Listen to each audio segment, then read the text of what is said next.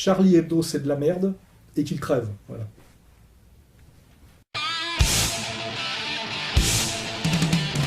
Oui, alors, Anonymous, effectivement, on voit récemment qu'ils se sont enorgueillis d'avoir publié une correspondance privée de Forisson et Gollnisch, donné les mails de responsables syriens.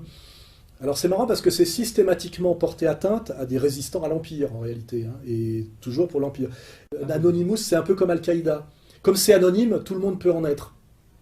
Donc on ne sait pas, à un moment donné, si c'est strictement des agents de la CIA, ou des gens qui mènent un petit combat isolé, mais manipulés à leur insu, c'est difficile à dire. Mais ce qui est certain, c'est que les Inanimous français, là, sont à peu près les mêmes d'ailleurs que les Indignés, ça sent le réseau gaucho-trotskiste sous contrôle américain systématique, parce que leur cible, c'est systématiquement des résistants à l'Empire. Et ils font systématiquement le tapin pour l'Empire. Voilà. Donc ça, je voulais le dire. Sur le plan français, par les actions qu'ils mènent, on a la certitude que, comme les Indignés, du vieux tocard et celle là, grotesque, inintéressant et insignifiant. Les Inanimous, c'est pareil. C'est typiquement du gauchisme français. Qui dit gauchisme français dit sous contrôle trotskiste, et qui dit sous contrôle trotskiste dit travaille toujours pour les Américains, et avec l'argent, je dirais, en plus des services de manipulation européens des Américains. On remonte toujours via la Hollande, on arrive toujours à la CIA. Hein, voilà. Donc Anonymous, c'est de la merde. Hein, voilà. En tout cas pour le département français, c'est de la merde de gauchistes. Et on a une petite vidéo qui nous le montre, parce que le seul moment où ils ont montré leur visage, ceux qui se revendiquent d'eux, c'est quand on a prétendu qu'ils avaient piraté le site du CRIF. Là, quand on leur a dit qu'ils avaient piloté le site du CRIF, ils se sont vite allés se montrer pour dire c'est pas nous, on n'aurait jamais fait ça. Et on voit deux guignols qui ont vraiment des têtes de cons, de gauchistes typiques, hein, de mecs à travailler à Reflex ou à Ralfron, etc. Récemment, des individus ont mené une attaque informatique contre le site du CRIF en se revendiquant d'Anonymous. Et ils appellent à mener d'autres attaques contre des cibles israéliennes et plus strictement des cibles juives.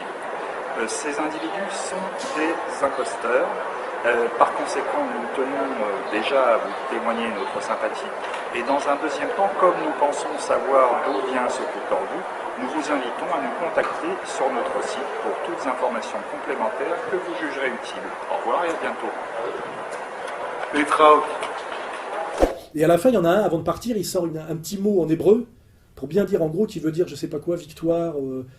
Il envoie bien un petit signal, je suis de la communauté, ou je suis un sioniste. Voilà. On ne prononce pas un petit mot en hébreu, un petit clin d'œil en hébreu, sans que ça veuille dire quelque chose. Donc là, on a bien la démonstration.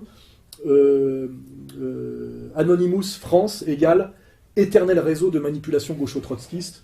Voilà, tout ça, c'est un peu, il y a Mélenchon, voilà, on est toujours là-dedans. Tous les mouvements de contestation en France sont pourris, parasités et contrôlés pour l'ennemi par les organisations trotskistes. C'est malheureusement le triste constat qu'on doit faire. Charlie Hebdo, c'est de la merde, et qu'il crève. Voilà. Qu'est-ce que ça veut dire le sexisme? Il faudrait le définir. Oui, ça c'est la stratégie typiquement démocratique qui, au nom de la défense de minorités qui n'ont jamais rien demandé et qui n'en sont d'ailleurs pas finalement, qui n'en sont plus à force, c'est de faire des lois de restriction de la liberté au nom des défenses des minorités, qui consistent en fait à tout interdire. Je crois que la France est passée aujourd'hui derrière le Suriname au niveau de la liberté de la presse, d'après la dernière classification de Reporters sans frontières. On est au 48e rang mondial derrière le Suriname maintenant. Oui, donc la France devient un pays d'interdit généralisé. On est très très loin de la France de la liberté voltairienne. Hein. On est et ça, et de manière très faux cul, de façon typiquement démocratie d'opinion. Ça se fait pas au nom d'une dictature, alors que c'est pratiquement ça, mais toujours au nom de la défense des minorités. C'est-à-dire que, donc comme finalement, on ne fait que persécuter la majorité au nom de la défense de minorités qui se multiplient de plus en plus. Et tout devient délit, et tout devient racisme, jusqu'à l'abstraction métaphysique délirante. Tout devient incitation à haine raciale, tout devient haine, etc. Et ça commence ça a gêné beaucoup de gens. Ça fait baisser incroyablement le niveau. Mais effectivement, on tire sur cette ficelle, on tirera dessus jusqu'à ce qu'elle casse, hein, c'est évident.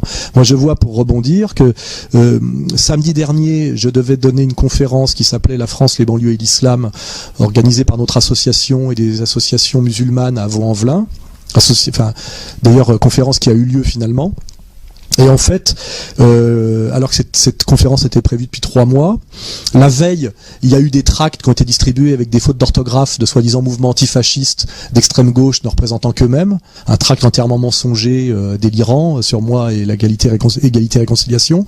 Le préfet a fait semblant de s'émouvoir d'un risque de trouble à l'ordre public, a ordonné au maire un arrêté municipal à midi, c'est-à-dire le jour même de la conférence, alors qu'elle était prévue depuis 3 mois, dans une salle privée louée avec un contrat, etc.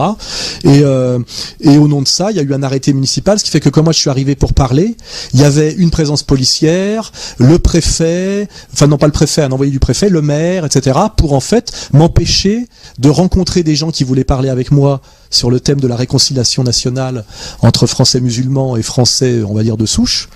Réunion que nous avons fait finalement ailleurs que dans ce local qui nous a été interdit et qui s'est très bien passé. Mais aujourd'hui, on voit que, en réalité, si on regarde bien, on interdit à un intellectuel français de s'exprimer même dans un local privé, sous prétexte de menaces de troubles à l'ordre public, organisés par des opposants qui veulent vous faire taire et qui n'ont rien à dire, et en plus de troubles à l'ordre public qui n'existent pas. Et ce qui est amusant, c'est que les policiers étaient très sympas. Je suis allé m'excuser auprès d'eux qu'un samedi soir, ils sont obligés de se les geler à 8h du soir au lieu d'être en famille à regarder la télévision. Tout le monde rigolait parce qu'on sait que tout ça est une mascarade intégrale comme les interdictions de Dieudonné. Effectivement, on a fait un référé heure par heure, mais le tribunal administratif n'avait pas de permanence ce jour-là, donc on va demander des dommages et intérêts. On gagnera sans doute parce que tout ça est illégal en plus. Quand une réunion est prévue depuis 3 mois et que la préfecture est au courant, l'interdire à midi pour le soir, c'est simplement m'empêcher de m'exprimer par tous les moyens.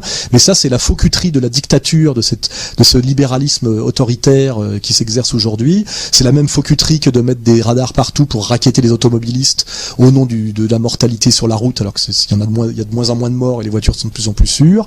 Nous rentrons dans une dictature de consommation de plus en plus qui s'exerce au nom des droits de l'homme, ce que j'appelle dans mon prochain bouquin qui sortira un peu plus tard que prévu parce qu'il faut avoir le temps de l'écrire, ce qu'on appelle l'obscurantisme des droits de l'homme. Nous sommes passés des lumières à l'obscurité totale, et l'obscurantisme des droits de l'homme, c'est la dictature totale du marché dans toute sa brutalité, sa stupidité et la destruction de tout ce qui a été l'ascension des Lumières. C'est une courbe de Gauss, on est passé de l'autre côté et on est en train de descendre à un niveau tel d'obscurantisme qu'on va regretter la période de la monarchie absolue et de la scolastique, parce qu'avec ce qu'on appelait les corps intermédiaires, finalement, c'était beaucoup plus démocratique qu'aujourd'hui dans les faits. C'est une réalité absolue. Il n'y a pratiquement jamais existé aucune époque dans l'histoire de France où il est aussi difficile de s'exprimer et de faire preuve d'intelligence